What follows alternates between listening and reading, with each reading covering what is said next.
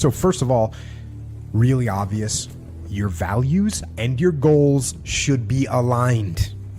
They should not be adversarial. They shouldn't be counter to each other.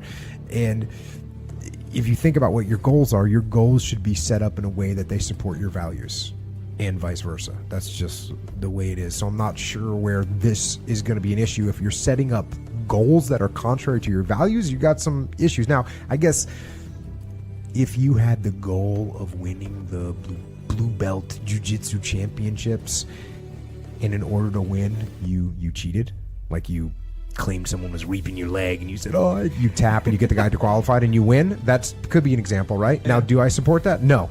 That's wrong. You go in against the values of martial arts to do that. So you didn't win anything and you didn't achieve your goal because you weren't actually the best. So I say no on that one. Another one, let's say you wanted to make a certain level of profit at your company. So you cheated a little bit on the quality of the manufacturing and you sold items that weren't quite reliable.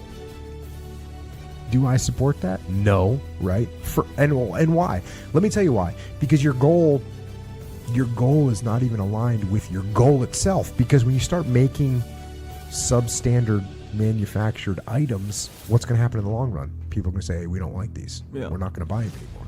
So you didn't win. You might have won in the short term, but you didn't win. And again, you're going against your value. You should have values that you don't want to,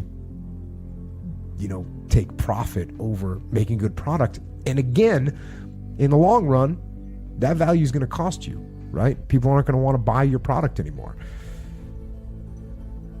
Okay, another one I could think of, like, let's say your goal was to lose weight or to gain weight or whatever, some kind of positive physical change. And so you're working hard, but then you decide you're going to jump on the steroids, right? You're going to jump on steroids. And you get that goal, right? Because steroids are a huge advantage. But again, I say no, because if you think about what your goal is, like, why are you trying to gain weight or lose weight? Your goal is to be healthy, right? That's your value, is you value your health. Mm-hmm. And so when the minute you start doing something that's counter to your health, well, that's not helping your long-term. Your value is not aligned with your goal, and your goal is not aligned with your value. So get them lined up. Mm-hmm. So now, might we at some point compromise our values to reach a goal? I think that changes the answer a little bit, right? We might compromise. Remember that question that we had about the people that are snakes and how do you work with them? Should you work with someone that's dishonest or backstabbing, but they're a cog in the machine of your team? Mm-hmm. And your values, right? They might be to call the person out and say, hey, you're a backstabber and I don't want to work with you.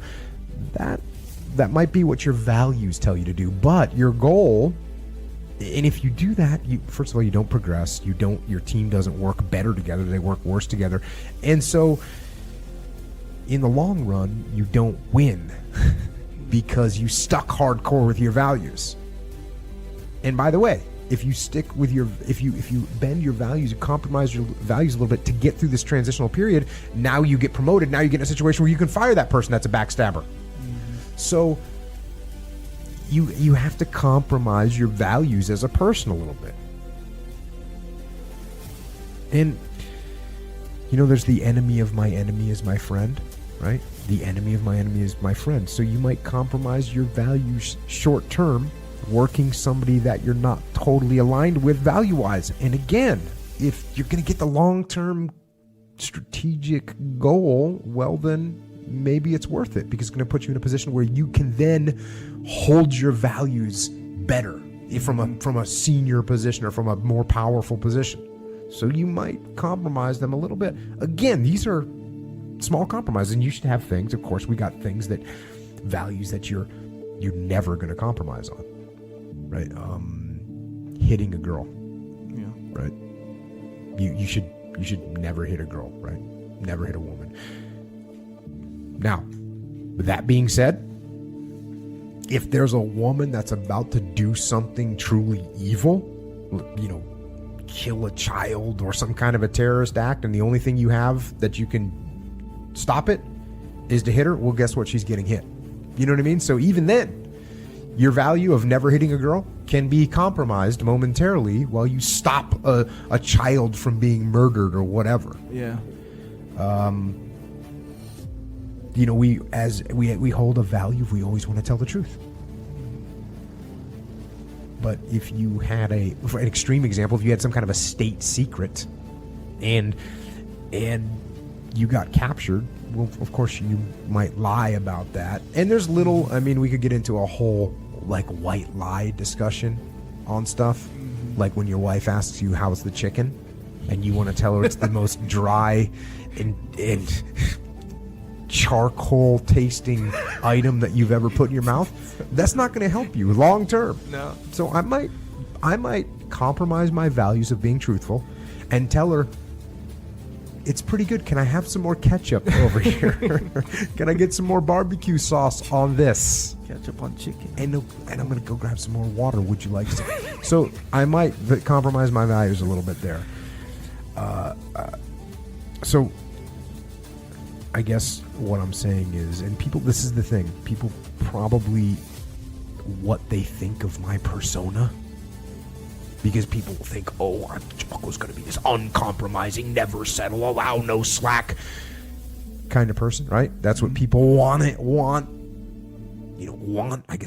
to see me as. But the reality is reason, right? Reason and thought can override values for the right reasons.